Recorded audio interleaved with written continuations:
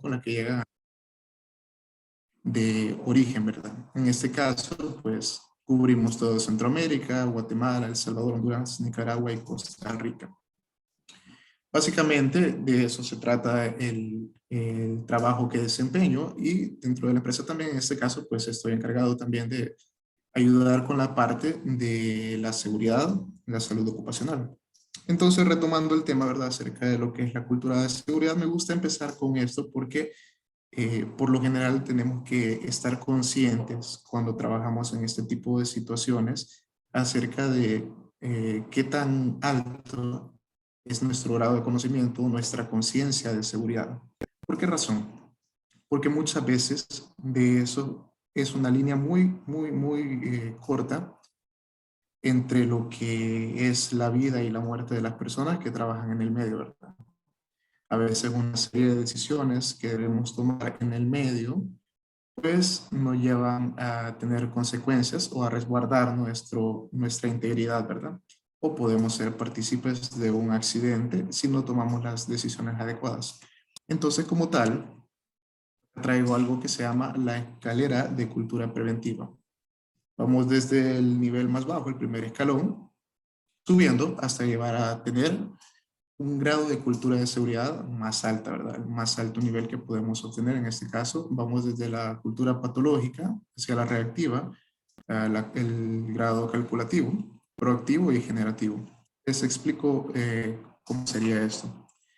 Pues en el grado patológico, básicamente es con el nivel de cultura de seguridad con el que venimos al mundo, con el que nacemos. Ustedes saben, ¿verdad?, que cuando venimos al mundo, pues le pongo mi ejemplo, yo tengo un bebé de 1 año, entonces él no puede medir el peligro al que él está expuesto. Él puede ver unas escaleras, las quiere subir, unas gradas, quiere tomar algo que no debe con sus manos. Entonces, porque él no sabe el riesgo al que está expuesto. Entonces, básicamente, es el nivel más bajo porque es con el que nosotros venimos al mundo. Poco a poco, la vida nos va dando la experiencia para nosotros saber a los riesgos que nos exponemos y las consecuencias de nuestros actos. Cuando las personas llegan por primera vez a una empresa de carácter industrial, pues en este caso eh, tienen un nivel de cultura bastante bajo porque no tienen la experiencia, los entrenamientos muchas veces o el conocimiento acerca del ambiente en el que se elabora. Y el problema no es quizá este punto, sino que las personas mantengan este pensamiento a lo largo de su vida laboral. Por ejemplo, acá tenemos el comentario, ¿verdad?, en el primer escalón que dice: a nadie le importa, ¿qué le importa la seguridad? Media vez no nos atrapen. Por ejemplo, hay personas que es un espacio que es obligatorio utilizar el casco porque se ha hecho un estudio en el cual se ha determinado que es obligatorio usar el casco. No los utilizan si no los están viendo. Viene un supervisor de seguridad, entonces lo que hacen es colocárselo, ¿verdad?, para no ser atrapados. Hay otros medios en los cuales se manejan materiales peligrosos y se tiene que utilizar guantes que tienen la característica de proteger los cortes. ¿Por qué? Es seguro, ¿verdad?, que cuando nosotros estamos enfrentándonos a una situación, nuestro primer método de defensa es meter las manos ante todo. Entonces nuestras manos deben de estar protegidas. Y hay ciertas áreas en las que es obligación utilizar guantes. Entonces estas personas no los utilizan a menos que haya alguien que los esté observando. ¿Por qué razón? Porque ellos realmente no miden las consecuencias que pueda tener esa decisión. Simplemente lo que quieren es conservar su empleo en este caso y no ser atrapados por una persona que pueda estar encargada de ellos.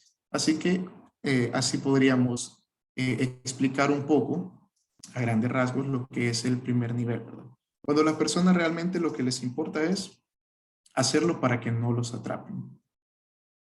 Eh, el siguiente nivel de la escala es el reactivo. ¿A qué se refiere el nivel reactivo? Es cuando las personas reaccionan a los eventos que se van presentando. Por ejemplo, nosotros podemos tener dentro de una empresa una situación en la cual una persona puede verse afectada, un tropezón, una caída, un pequeño accidente. Entonces, las personas comienzan a tomar sus medidas de prevención en base al accidente que ha ocurrido. ¿Por qué razón? Dice, bueno, si yo paso por este lugar donde mi compañero se tropezó, debo tener más cuidado al pasar por acá para que no me suceda lo mismo. En el medio hay personas también que han sufrido de salpicaduras en los ojos, probablemente por no utilizar sus gafas de seguridad, las cuales están normadas y están destinadas a proteger la vista de los usuarios. Incluso hay una norma ANSI bajo las cuales están reguladas este tipo de gafas que tienen que tener ciertas características especiales, en este caso para proteger la vista de las personas que lo utilizan. Entonces se da un accidente de este tipo, hay una persona que tiene una salpicadura de combustible en sus ojos, se ve afectada y hay otras personas que dicen, bueno, ya no me quito los lentes porque no quiero que me pase lo que le sucedió a esta persona. Esta es la manera en la cual las personas reaccionan a lo que va sucediendo. Comienzan a tener un poquito más de conciencia de seguridad, pero es porque en el medio se van enfrentando a situaciones que se van dando y van reaccionando a ellas. Luego tenemos el siguiente nivel, que son las personas que ocupan, que confían mucho en los métodos que tienen las empresas, en los procedimientos de seguridad que tienen y que según ellos, siguiendo esa metodología, pues están cuidados de todo peligro y de todo accidente que pueda suceder. Entonces ellos comienzan a conocer los sistemas de la empresa, comienzan a conocer el porqué de las situaciones y dicen, bueno, si yo actúo de esta manera, definitivamente yo estoy cuidado. Si a mí me dicen que utilice el casco, a mí ya no me van a golpear nada a la cabeza, pero más adelante vamos a ver que hay que ir un poco más allá de los procedimientos en ocasiones, ¿verdad? Entonces, estas personas comienzan a conocer cuáles son los sistemas, cuáles son los números, las pirámides de accidentes y a lo que se enfrentan. Entonces comienzan a confiar en lo que la empresa les pide. Comienzan a utilizar su equipo de protección personal, comienzan a utilizar las rutas trazadas, por ejemplo, y a seguir los procedimientos porque confían que de esa manera pues no van a tener ningún problema. Entonces, en el penúltimo escalón de la escalera tenemos el nivel proactivo. Este nivel es bien interesante porque estamos ya a un nivel antes de llegar al más alto nivel de la escalera de cultura preventiva de seguridad. Entonces, eh, tenemos por acá que la proactividad que desarrollan las personas con respecto al conocimiento que van teniendo, con respecto a los medios en los cuales se mueven, a las experiencias que van sucediendo, entonces las personas comienzan a ver un paso adelante. No esperan a reaccionar a que suceda un accidente para ellos poder prevenirlo. Entonces van un poco más allá, se detienen y piensan antes de actuar. Este nivel es interesante porque muchas veces consideramos que el nivel proactivo es el nivel más alto al que podemos llevar. Porque todos nos dicen, estás viendo siempre lo que pueda pasar antes que suceda. Está en constante movimiento, observando para acá, para allá, que pueda suceder si hago esto, que pueda suceder si hago aquello.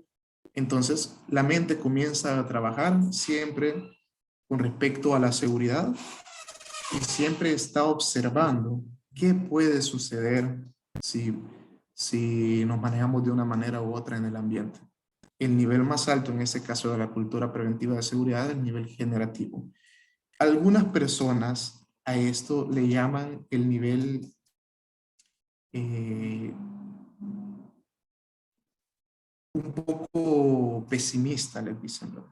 A las personas que tienen este tipo de pensamiento le llaman incluso pesimista porque siempre están pensando que pueda suceder lo peor. Sin embargo, la desconfianza que genera tener en la mente siempre la seguridad de nuestro día a día, que lo podemos aplicar a nuestro día a día, de las operaciones laborales en un área industrial o de cualquier cosa que hagamos en esta vida, son lo único que nos pueden resguardar de que nos pueda suceder algo. Entonces estas personas están teniendo todo el tiempo auditorías, están revisando los manuales, están hablando con sus trabajadores, que eso es muy importante, acerca de si han visto alguna anomalía, algo que puedan reportar, que pueda mejorarse. Siempre están viendo más allá, pero van un paso más. Están en constante revisión y su mente todo el tiempo está pensando en seguridad y seguridad. Entonces están en revisión continua y ellos consideran, las personas que tienen la cultura generativa, que el nivel de 0 accidentes sí es posible de lograrlo. Entonces esto es un poco que podemos hablar acerca de la cultura de seguridad, en este caso la escalera, que lo describe bien. Entrando al tema de evaluación de riesgos, vamos a ir, ¿cuál es el propósito en este caso de la evaluación de riesgos de seguridad? Nos dice por acá la presentación que el propósito es mitigar los riesgos, identificar los peligros, evaluar la probabilidad de ocurrencia, evaluar los efectos que tendría e implementar medidas de control. Vamos a ir poco a poco desglosando cuáles son cada uno de estos puntos conforme vayamos avanzando un poco con la presentación. Esto que vemos acá es algo muy importante que nos va a servir toda la vida. ¿Cuál es la diferencia entre peligro y riesgo? Por cierto, se me había olvidado mencionarle, ¿verdad? Que si tienen alguna consulta, siéntanse libres de interrumpirme en cualquier momento, conforme a lo que estamos hablando, no hay ningún problema, ustedes pueden hacerme la consulta, o no sé si vamos a esperar a finalizar la presentación, pero siéntanse libres si ustedes quieren preguntarme acerca de algo. Bueno, regresando, pues tenemos dos definiciones muy importantes. Tenemos por acá el peligro y el riesgo. El peligro dice acá que es cualquier potencial fuente de daño, perjuicio o efectos adversos para la salud en algo o alguien. En general, un peligro es un proceso, una actividad, una condición como el clima. ¿Y qué es el riesgo? El riesgo básicamente es la probabilidad de que nos ocurra a nosotros un daño al enfrentarnos con el peligro. Si lo podemos poner como un ejemplo, podríamos tener esto. Si usted llega a una playa, por ejemplo, y le dicen, ve un rótulo ahí que dice, hay, hay una probabilidad de que hayan tiburones en esta playa. Entonces, el peligro está ahí, ¿verdad? Entonces, el peligro nos dice, en esta playa hay tiburones. Puede haber tiburones. ¿Cuál sería el riesgo? El riesgo sería que nosotros tomemos la decisión de entrar y nadar en esa playa. Entonces el peligro es inherente. El peligro siempre va a estar ahí. El riesgo es lo que nosotros tomamos y la probabilidad de que nos pueda ocurrir algo al tomar la acción que nos puede llevar a tener un efecto. Entonces ese es un pequeño ejemplo que a mí me gusta dar también para que quede claro esta definición y es algo que nos va a acompañar durante toda la vida, ¿verdad? Saber la diferencia cuál es entre peligro y riesgo. Y bueno, acá tenemos una definición también acerca de lo que es la evaluación de riesgos de último minuto, que es una herramienta que vamos a estar utilizando más adelante dentro de la presentación, que es un proceso mental dentro del cual nosotros nos detenemos antes de actuar. Por lo general se presenta con un semáforo, esta evaluación de riesgo de último minuto. Entonces, ¿qué es lo que nos dice? El color rojo, parar, ¿verdad? Nosotros paramos y observamos. Vemos cuáles son los riesgos a los que estamos expuestos.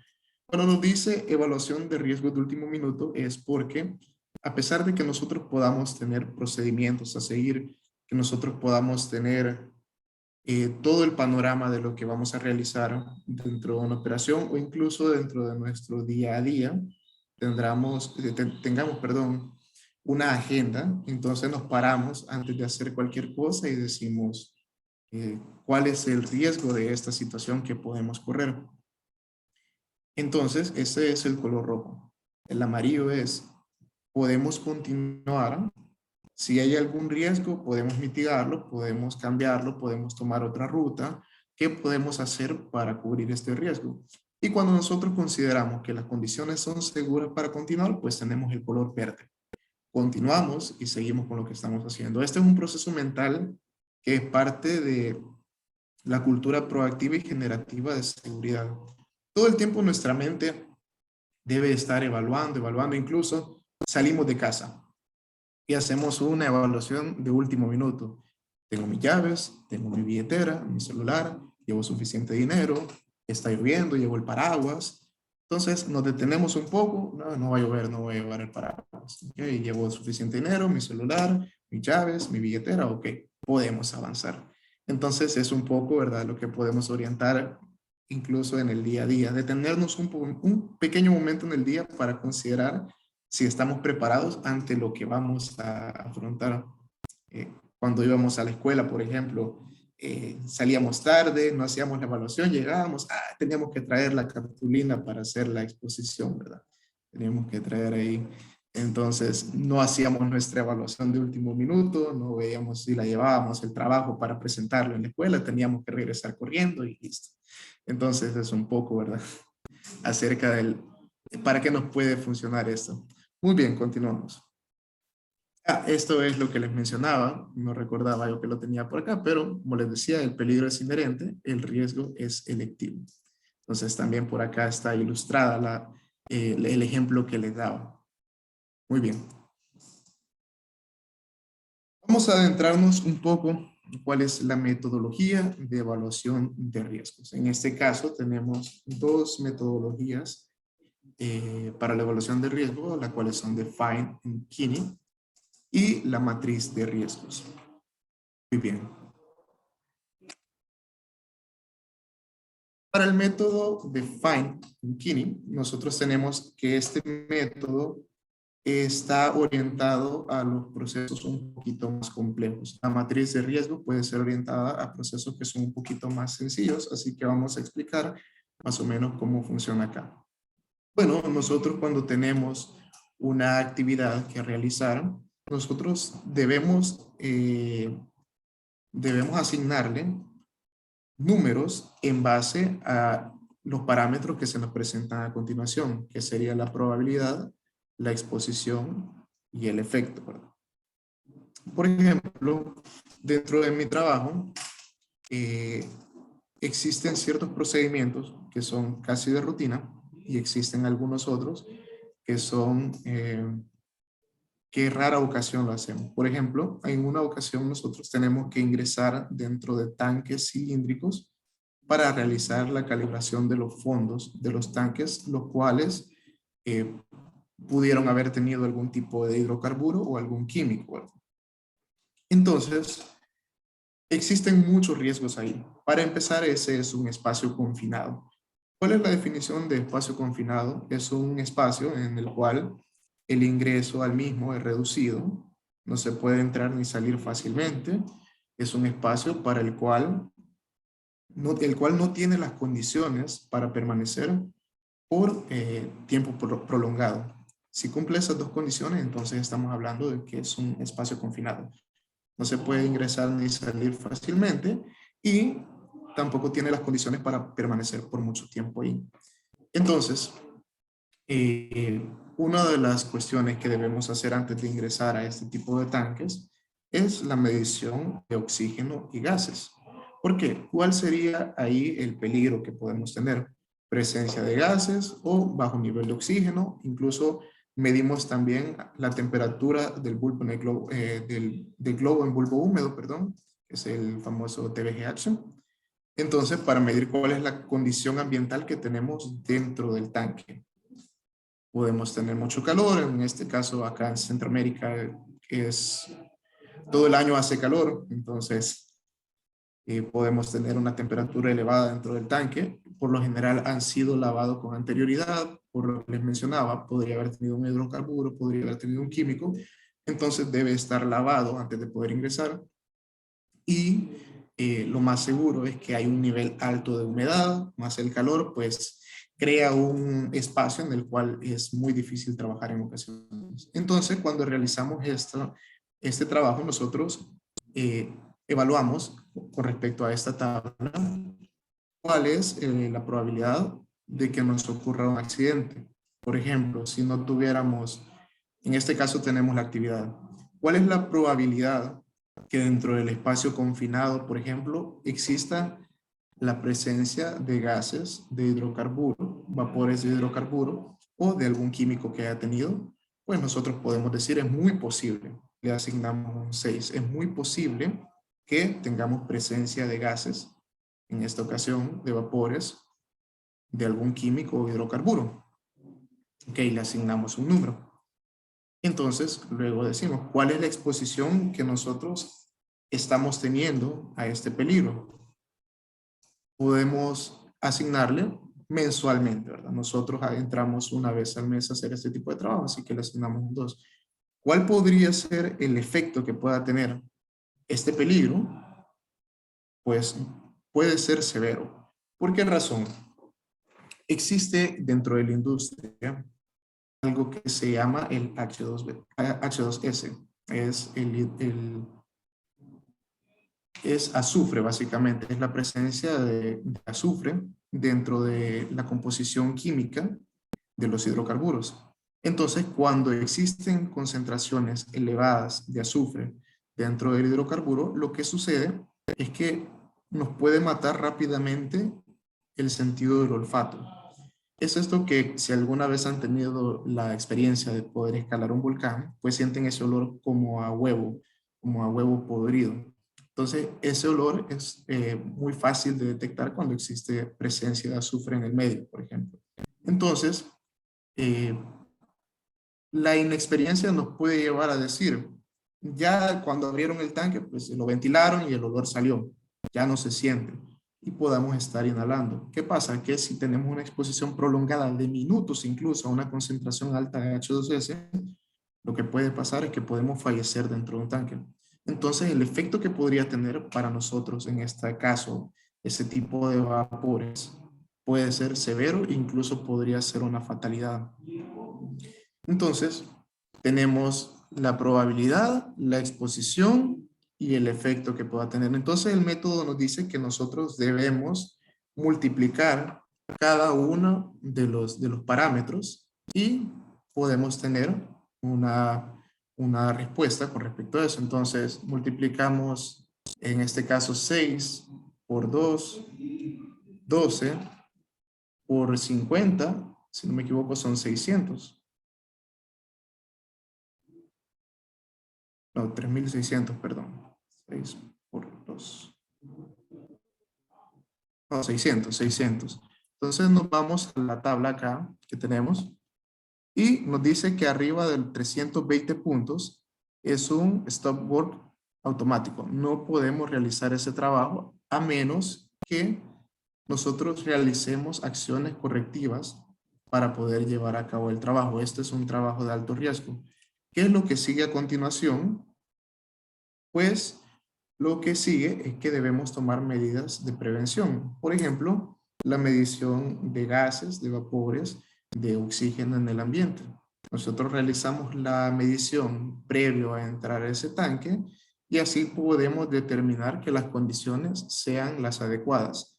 La utilización de monitores para la medición de H2S lo más cerca que se pueda de nuestra nariz, que puedan detectar el nivel de H2S a cierto parámetro en el cual el monitor nos indica que debemos abandonar el lugar. Se calibra a una concentración aceptable en la cual nos da cierto tiempo para poder abandonar el lugar en el que estamos.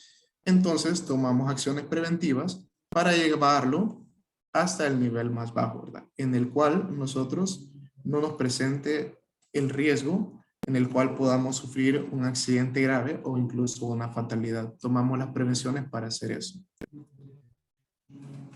Para el siguiente método tenemos lo que es la matriz de riesgos. Entonces, esto, como les mencionaba, es para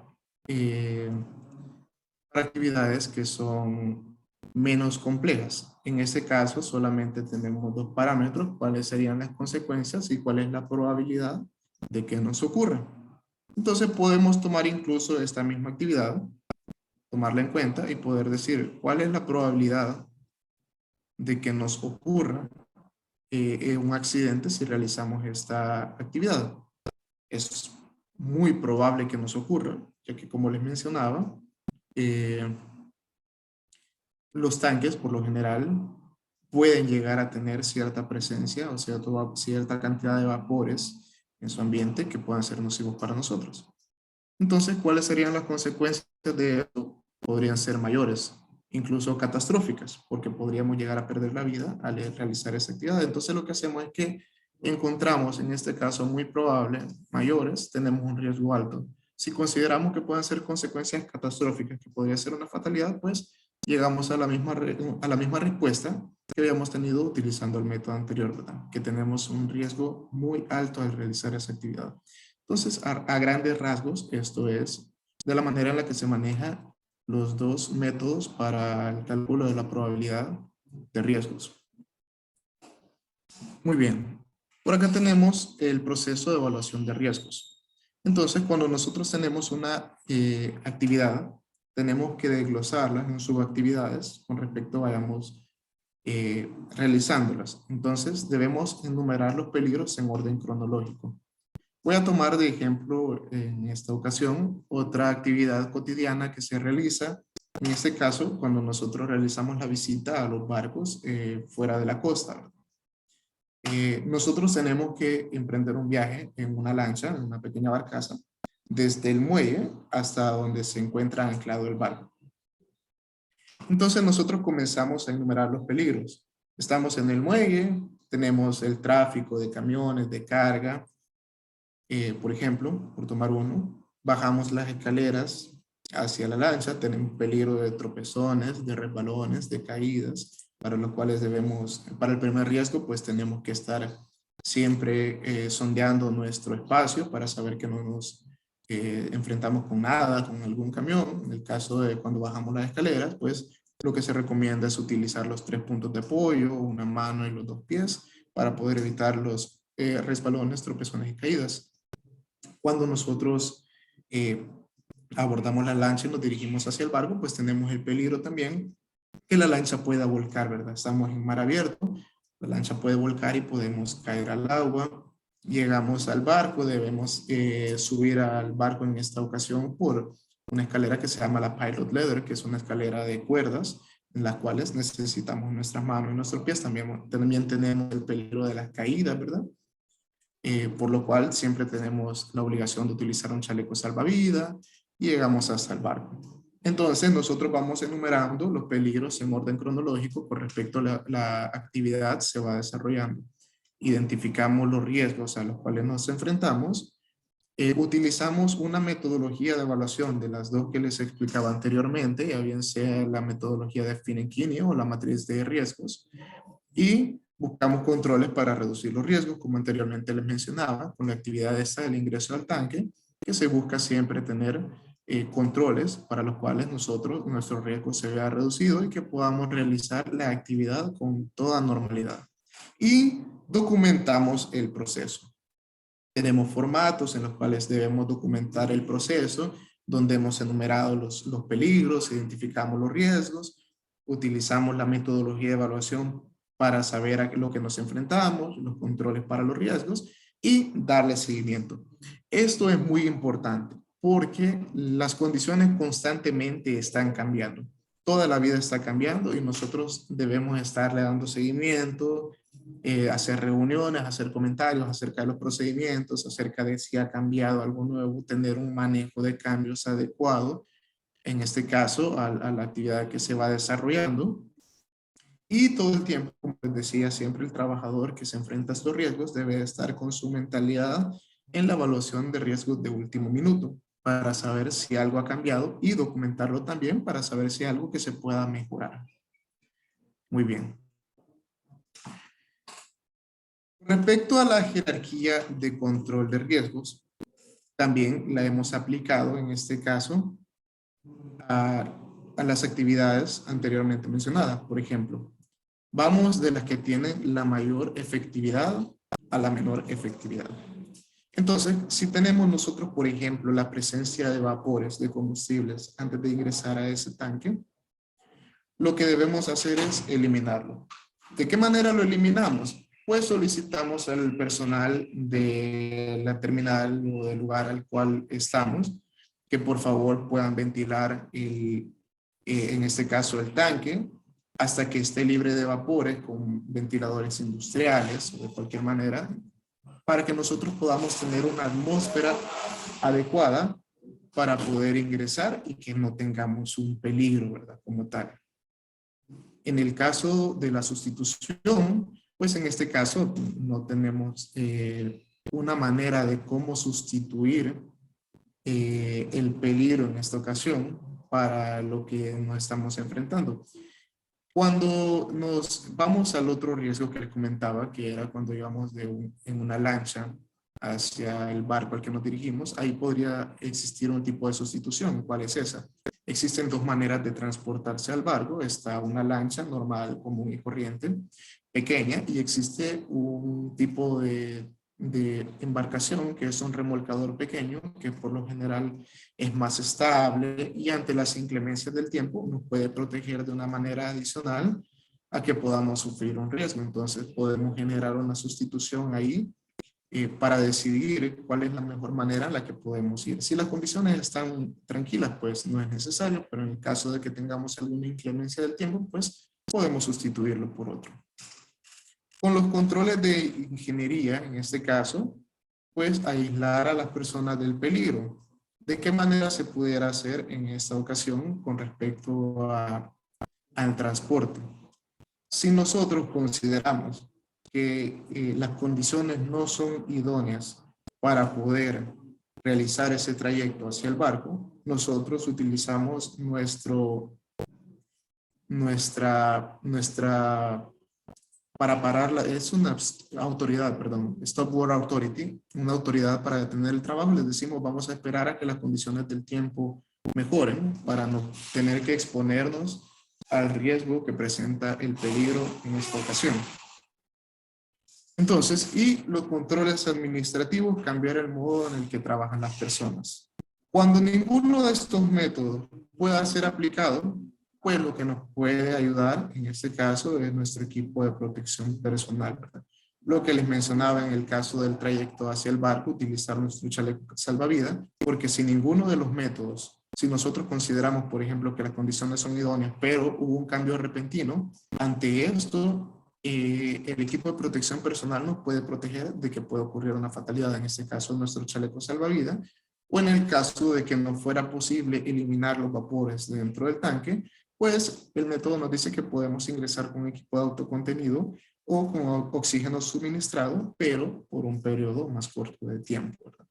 Entonces, este tipo de protección personal es lo último a lo que se debe llegar, porque es así como cuando ya todo sale mal, pues el equipo te puede proteger.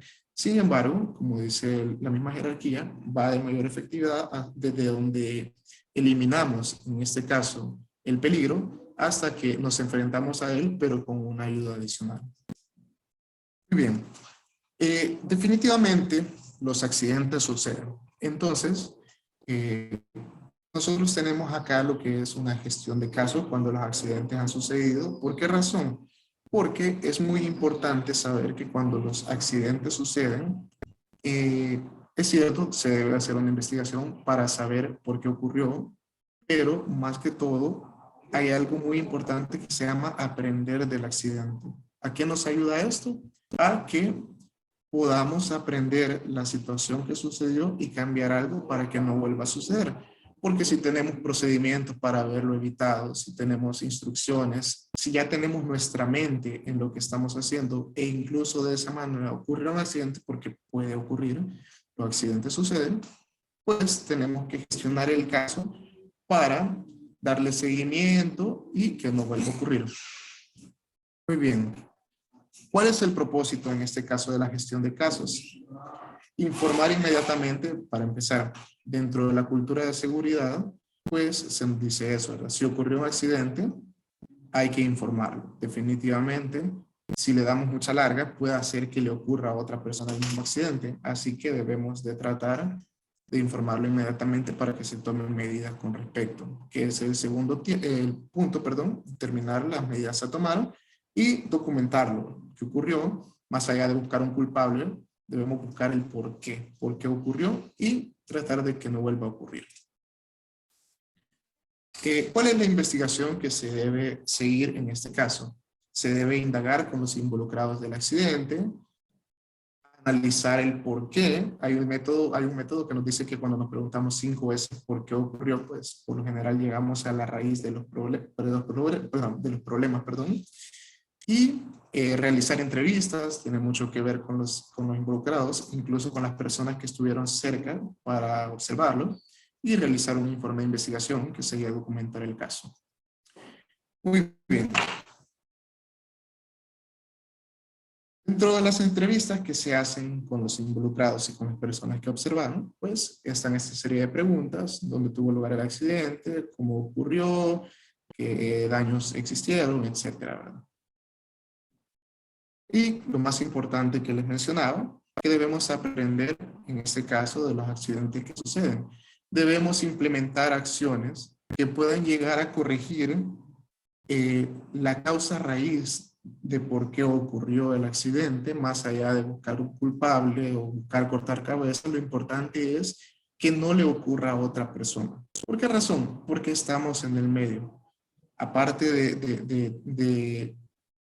de buscar la causa raíz, pues nosotros lo más importante es que no vuelva a ocurrir. Entonces, para eso debemos seguir esos pasos, debemos informar, investigar, gestionar cuál es el método a seguir para eliminar, en este caso, el peligro, o lo que veníamos viendo de la jerarquía de eliminación de riesgo, ¿verdad? Eliminar el riesgo, sustituirlo, controles administrativos, controles de ingeniería y, si es necesario, pues el uso de equipo de protección personal, pero siempre enfocado a que no vuelva a ocurrir. Muy bien, eso sería todo de parte de mi presentación. Si ustedes tienen alguna pregunta, pues siéntanse libre de hacerlos.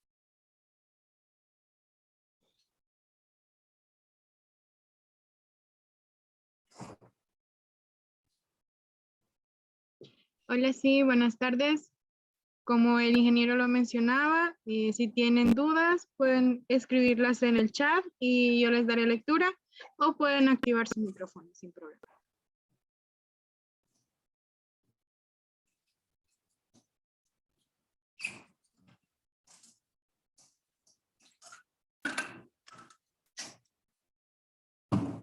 ¿No hay preguntas?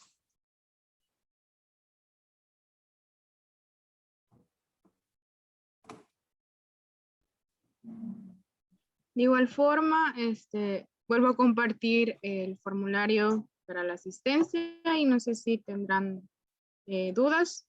Si no, pasamos al siguiente punto. Permítanme.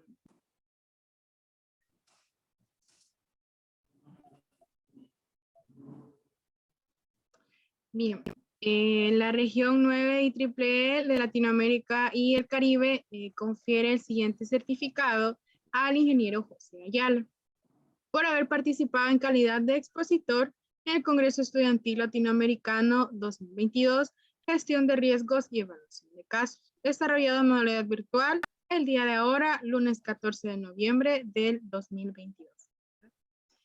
Agradecemos, ¿verdad?, de parte de todo lo que es, ¿verdad?, la organización del CONESLAT, al ingeniero Gabriel Ayala, por su participación, ¿verdad?, en lo que fue este congreso. Y yo sé que le harán llegar, ¿verdad?, lo que es este diploma. Y antes de pasar al siguiente punto, no sé si podrían los demás activar su camarita, por favor, para tomar una pequeña captura.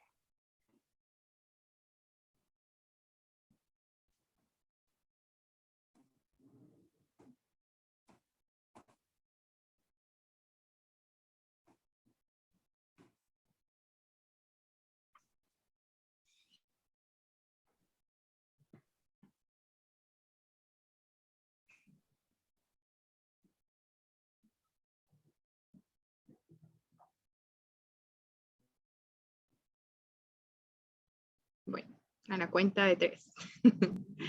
1, 2, 3. Bueno, ya digo que ahí estamos ya. Quiero ver. A ver, permítanme, quiero ver.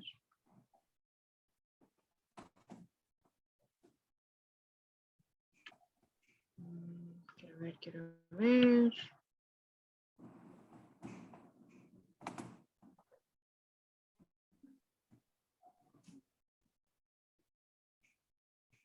Bueno, pues no me queda más que agradecerles, ¿verdad?, por la oportunidad que me brindaron para poder en esta ocasión dar a la pequeña ponencia el tema, y gracias por la atención y y que tengan una feliz tarde. Los esperamos también el miércoles, si no me equivoco, también tengo el otro tema a impartir. Así que, bueno, muchas gracias por su atención.